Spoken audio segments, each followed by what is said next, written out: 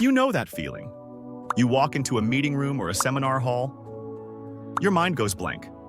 You end up glued to the wall or hiding in the back row, overthinking every single word. Meanwhile, others speak with ease, and you wonder, what's their secret? Here's the truth. There is no secret. Confidence isn't a personality trait, it's a skill. And like any skill, you can learn it. Today, we're skipping the cliches and cutting through the noise. We're breaking down 6 no BS skills that will help you go from quiet observer to someone who walks into any room with quiet certainty, even if you've always been shy. Get ready to build confidence that actually lasts.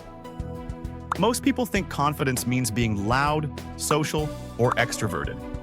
But that's not true. Confidence is simply trusting yourself, believing you'll figure it out, even if you mess up. You don't need to dominate the room. You just need to be comfortable in your skin while you're in it. So stop comparing yourself to the loudest person in class. Start asking, what does confidence look like for me? Still there? Good. Because once you stop chasing other people's version of confidence, you start unlocking your own. So, how do we start building this skill? Confidence is not a mood, it's a skill. And like any skill, you build it by practice. Try this. Speak up once in your next class. Ask a simple question in a meeting.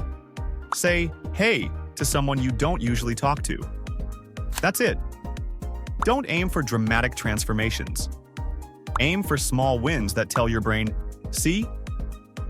I can handle this." Every time you act in spite of nerves, you build evidence that you're capable. Think of confidence like Wi-Fi.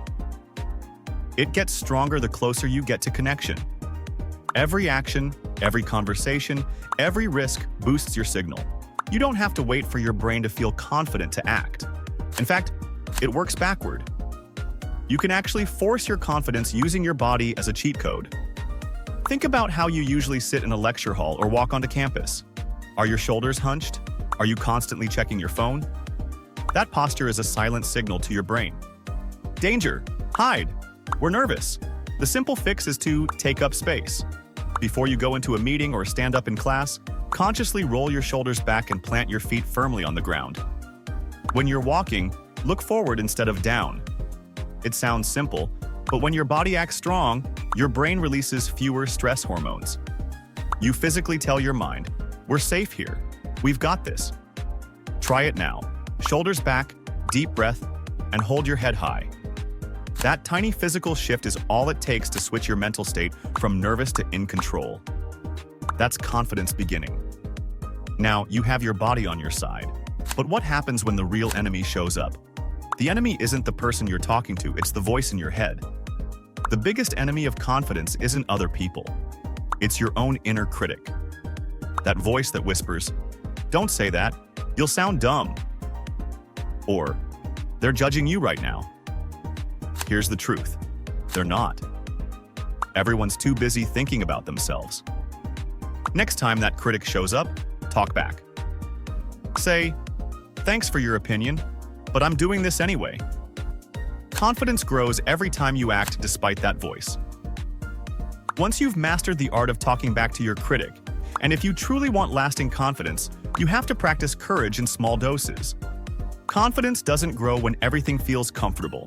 It grows when you stretch yourself, just enough to discover your strength. So this week, say yes to little moments of growth. Attend that society event alone. It might feel awkward at first, but within minutes you'll realize you're okay. Volunteer to present the group project. Your voice might shake, but your courage will echo louder than your nerves. Join that club you've been quietly curious about. That one decision might open an entirely new chapter. Growth doesn't hide in comfort, it lives just beyond it. Each time you take a small brave step, your brain learns, "I can handle more than I thought." And remember, confidence doesn't show up before action. Action creates confidence. Every time you act despite fear, confidence arrives right behind you. But there is one final, silent killer of your confidence that we need to talk about. In your 20s, it's easy to think you're behind. You scroll and see people your age speaking on stages, launching startups, living their best life. But what you don't see is how long they felt lost before that moment. Your pace is your power. Confidence isn't a race. It's a relationship you build with yourself. Now, you have the full toolkit. We've gone from being trapped by comparison to having a clear, 6-step plan to build real confidence. So let's quickly remind ourselves of the core skills you now possess. You now know how to redefine confidence. To make it about you, not the loudest person in the room. You know how to build momentum through small, achievable wins. You know how to use your body to hack your mind. You've learned to silence that inner critic. To see discomfort as a fuel, not a stop sign. And most importantly, to stop comparing your own timeline. Do these things consistently, and confidence stops being something you chase. It becomes something you are. So here is your final challenge, and it's simple. This week, do one thing that scares you, even a little. Introduce yourself. Share your opinion. Speak when your voice shakes. Because confidence isn't about being fearless. It's about acting while you're afraid. And one day, you'll look back and realize the shy version of you, they were never weak. They were just building their strength. This is 7D mindset. Think deeper, see broader, grow wiser,